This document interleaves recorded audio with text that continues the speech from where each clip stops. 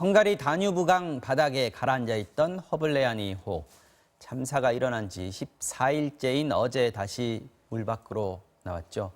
인양은 성공적이었지만 아직 찾지 못한 실종자 4명에 대한 수색과 사고를 낸 바이킹 시긴호에 대한 수사는 아직 계속 이어가야 할 상황입니다.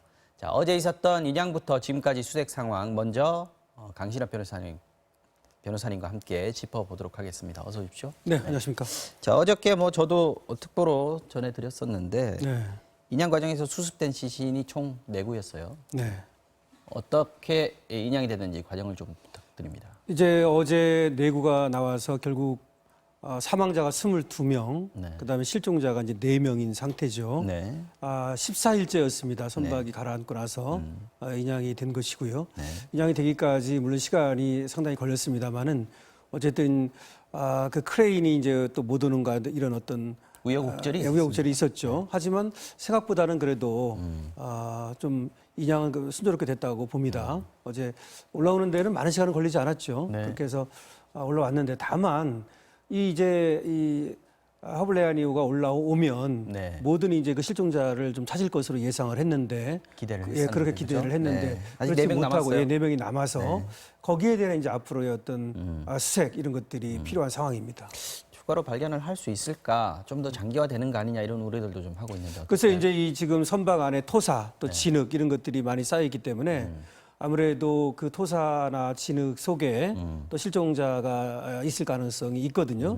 그래서 지금 오늘 수색대 들어간다 수색대가 그러죠? 들어간다 그럽니다. 원래는 수사라고 봐가지고 헝가리 당국에서는 공동 수색을 인정하지 않으려는 허용하지 않으려는 그런 입장이었는데 네. 우리가 같이 하자고 이제 강력하게 요구를 했죠. 그래서 이제 시신 수습을 위한 것이라고 노력을 해서 그래서 이제 공동으로 수색을 하기로 했습니다. 자, 그리고 가해 선박 바이킹 시기노에 대한 수사, 그리고 우크라이나인 선장, 유리 선장에 대한 수사 이런 부분들이 남아 있는데 지금 핵심은 뭐라고 봐야 됩니까? 그래서 이제 현지 시간으로 오늘 오후 2시 네. 그리고 우리 시간으로 오늘 오후 9시에 합동 이제 브리핑을 한다 그럽니다. 우리 그렇죠. 측하고 이제 예, 헝가리하고요. 예. 거기에서 앞으로의 이제 남은 어떤 시신 수색 이거에 네. 대한 얘기가 있을 것이고요. 그 다음에 사고 원인에 대한 또 그런 얘기가 그렇죠. 원인 나올 규명을 해야 겁니다. 되는 거죠, 지금. 그래서 앞으로 이제 사고 원인을 규명하는 거, 그 다음에 남은 실종자를 또 수색해서 찾는 거, 이 2가지가 문제고요. 네. 지금 물은 거에 대해서 얘기를 하자면 결국 이제 이 사고 원인이 무엇인가를 밝히는 거 하나 하고 그다음에 지금 뺑소니로 지금 의혹이 있지 않습니까? 네네. 왜 그렇게 사고가 났을 때 그다음에 인명 구조 후진했다가 다시 노력이라든가 그냥 지나가고. 그런 인명 구조 노력이라든가 이것들 하질 않고 네. 그다음에 또 자리를 떠났는가 이런 거에 대해서 이제 또 밝혀야 하기 때문에 네. 앞으로 수사가 이루어진다고 보면 되겠습니다. 그러니까 이제 배가 전격적으로 인양이 됨으로써 전격적인 그런 수사가 시작됐다 이렇게 볼 수 있는 것이고요. 네. 근데 수사는 아무래도 이제 헝가리 당국에서 할 수밖에 없습니다. 그래서 그런 수사가 이루어지고 그에 따라서 앞으로 이제 이 책임 있는 자에 대한 처벌이라든지 그런 과정이 남아 있다고 보면 되겠죠. 네, 알겠습니다. 자, 다음 이슈로는 제주도 전남편 살해 사건에 대한 얘기입니다. 고유정이 오늘 오전에 검찰에 송치가 됐습니다. 하루 전인 어제는 경찰의 최종 수사 결과 발표가 있었는데요. 가장 궁금했던 것이 범행 동기였습니다. 그 부분에 대한 발표하고요. 범죄 심리 전문가의 분석까지 잠시 듣고 말씀 이어가겠습니다. 이 세상에서 없어져야 자기가 이제 지금 현재 남편과 이제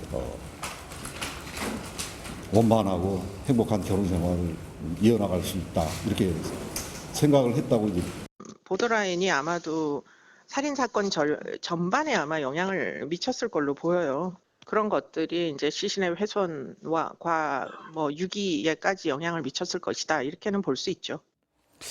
자, 이게 수사관들도 가장 엽기적이고 잔혹한 그렇죠. 범죄였다라고 얘기할 정도로 우리들이 알지 못하는 부분까지 지금 수사관들은 알고 있으니까요. 네. 굉장히 수법이 잔인했다고 하는데 왜 이랬을까, 왜 이 정도까지 했을까 하는 부분이 가장 궁금하지 않았습니까? 그렇습니다. 수사 결과는 어땠습니까? 지금 이제 어제 경찰에서 발표를 했죠. 그리고 이제 검찰이 오늘 송치를 했습니다.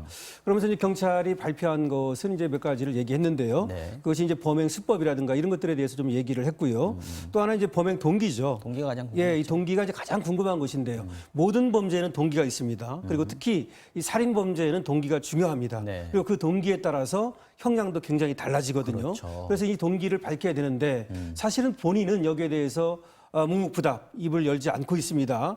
그렇지만 금방 얘기한 대로 수사를 통해서 또 법리 심리 분석을 통해서 네. 지금 나온 얘기는 결과적으로는 자신의 어떤 결혼 생활이 재혼했지 않습니까? 네. 이것이 파탄 날 것을 두려워해서 결과적으로 전 남편을 해친 것이 아니냐. 왜 그런 얘기가 나오는 것이냐면 전 남편하고 사실은 낳은 아이에 대한 면접 교섭을 두고서 소송을 벌였었고 네. 그날이 처음으로 이제 면접 교섭에 따라서 만나는 날입니다. 네. 그런데 이것이 이제 제주도에서 지금 아이가 있거든요. 근데 자기 이제 부모님이 있는 곳이죠. 부모님이 있는 부회장의 곳에. 부모님이 근데 이제 있는 곳. 법원에서 판결이 난 게 뭐냐면은 아직 아이 아빠하고 아이하고 이 친밀도가 낮기 때문에 이전 정도 떨어져 있었으니까 네. 그래서 셋이 같이 만나라 이렇게 얘기를 했거든요. 그러면 고유정은 청주에 살고 있고. 그렇죠. 그러면 이제 제주도 가서 애 데리고 가서 같이 만나야 되니까. 그것도 한 달에 2번씩. 그러면 이제 현재 남편이 알 수도 있다. 그렇죠. 이렇게 되는 거예요. 한 달에 2번씩 제주도로 왔다 갔다 하면서 셋이 만나야 되는데 그렇게 다가는 자기의 현재의 결혼 생활 이것이 방해받을 것 같다.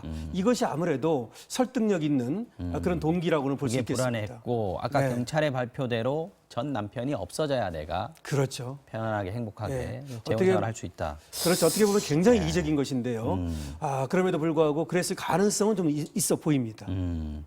시신을 유기한 방법 지금 이제 뭐 굉장히 여러 군데 흩어져서 네, 네. 버린 걸로 지금 보이는데 그렇습니다. 발견된 것이 이 쓰레기 종량제 봉투에 담아서 쓰레기 분리 수거장에다가 유기를 했다. 이렇게 해서 이제 그 유골을 하나 찾은 상황인데 네. 완전 범죄를 사실 기도하지 않았겠습니까? 근데 그걸 이렇게 좀 허술하게 버린 거 아닌가 이런 생각도 좀 듭니다. 이 사람 입장에서는요, 네. 완전 범죄를 계획한 겁니다. 그리고 치밀한 범죄를 계획한 것이거든요. 그러니까 먼저 25일 날 사건이 벌어진 것으로 봅니다, 저녁에. 그리고 나서 이틀에 걸쳐서 시신을 훼손합니다. 그리고 나서 1차로 투기를 합니다. 유기를 합니다. 바다에다가. 네. 그리고 이제 아까 얘기한 김포 그 집은 2차적으로 이제 거기서 다시 이제 유기를 했다는 겁니다. 네. 근데 1차적으로 유기한 것과 2차적으로 유기한 것이 좀 다른 부분이거든요. 그래서 2차적으로 유기한 부분은 결국은 1차에서 유기할 수 없었던 그런 어떤 부분을 유기한 것으로 보여지고 네. 그것을 위해서 처음에 가지고 간 그 펜션에 가져간 그러한 도구와 그리고 김포에서 다시 산 도구가 다릅니다. 김포에서 인터넷으로 다시 도구를 사거든요. 추가로 또 사. 추가로 도구를 사서 그 도구를 이용해서 이제 훼손을 하고 그리고서 쓰레기 봉량제 이제 정량 그 봉투에 넣어서 버리는 것인데 전체적으로 보면은 흔적도 없이 완전한 범죄를 꿈꾸었다 이렇게 볼 수 있습니다. 그러니까 이 살해 사실 자체를 숨겨버리면 그렇죠. 나중에 유기 부분은 자연적으로 모를 수밖에 없기 그렇습니다. 때문에 그래서 통에 버리든 어디에 버리든 상관이 없었다는 그렇죠. 거군요. 어디로 뭐 가출했는가 보다 실종됐는 실종자 처리를 하려고 했던 그렇죠. 것이죠. 예. 네. 알겠습니다. 그리고 한 가지 남아 있는 게 또 그 고 씨의 그 현재 남편의 그렇습니다. 4살 아들도 사망을 했었다라는 부분, 이 부분도 지금 수사 대상인 거죠. 예, 적어도 참 의심스러운 부분인데요. 저거는 3월 달에 있었던 일입니다. 이번 3월. 예, 올해 3월 달에 있었던 일인데요. 그 아이가 지금 이제 두 부부가 현 남편하고 살다가 그 집에 온 지 3일 만에. 그러니까 오래 있던 것이 아닙니다. 네. 며칠 만에 바로 그렇게 자다가 하여튼 뭐 질식해서 죽었다. 뭐 이런 얘기입니다. 그런데 그때 지금 나오는 얘기는 이 고 씨는 다른 방에서 자고 그다음에 현 남편과 그 아이가 또 다른 방에서 잤다는 겁니다. 네. 그러다가 말하자면 그 남편의 뭐 다리가 올라갔다든지 하여튼 뭐 그런 식으로 사망한 것이 아니냐 뭐 이렇게 된 건데 그래서 소방당국에 처음에 신고를 하거든요. 근데 4살이면 말이죠. 아이가 뭐 6개월이라든지 1살이라면 또 모를까 그렇게 예를 들어서 발을 뭐 조금 올려놨다고 그래서 배에 그 사망하시는 것이 아니거든요. 그러니까 여러 가지 또 의심스러운 예, 부분들이 상당히 의심스럽습니다. 다만 그때 외상이 없었다. 그리고 뭐 질식사한 것으로는 보이는데 국가서에서 말이죠. 부검까지 다만, 했었어요. 예, 그렇지만 그 원인을 밝히지 못했다 그래서 아직 수사 중입니다. 그런데 이런 사고가 나고 보니까 사건이 벌어지고 보니까 다시 보이는 거죠. 예, 저걸 다시 봐야 되는 것이죠. 자, 마지막으로 시간이 그렇게 많지는 네, 않습니다만 삼성 바이오로직스 이 얘기도 좀 해봐야 될 것 네. 같습니다. 정현호 사장, 삼성전자 사업지원 TF의 사장인데 이분이 이제 중요한 것이 이재용 부회장의 최측근이다 그렇죠. 이렇게 알려져 있지 네. 않습니까? 어제 조사를 받았습니다. 17시간 피의자로 조사를 받았는데 네. 어떤 부분입니까? 그리고 증거인멸 혐의로 이제 받고 있는 거거든요. 증거인멸과 관련해서 지금 삼성 전체 8명이 지금 임원이 구속됐고요. 네. 이분은 이제 삼성 지원 삼성 그 사업지원 TF 네. 그의 팀장입니다. 그리고 사장입니다.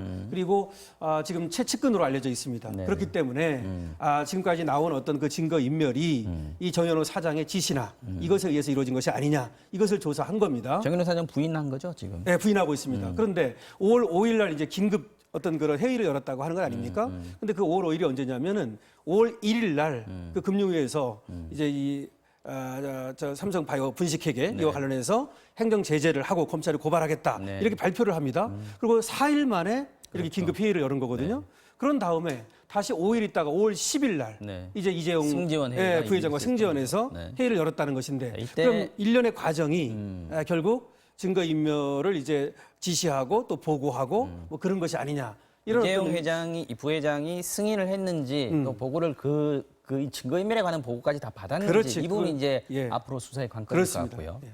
자, 그래서 이재용 부회장을 또 부를 것이냐, 또 정현호 사장은 구속영장을 청구할 것이냐, 발부될 것이냐 이 부분이 이제 좀 관건인 것 같습니다. 지켜보겠습니다. 이슈 완전 정복 오늘 여기까지 하겠습니다. 지금까지 강신업 변호사였습니다. 고맙습니다. 네, 고맙습니다.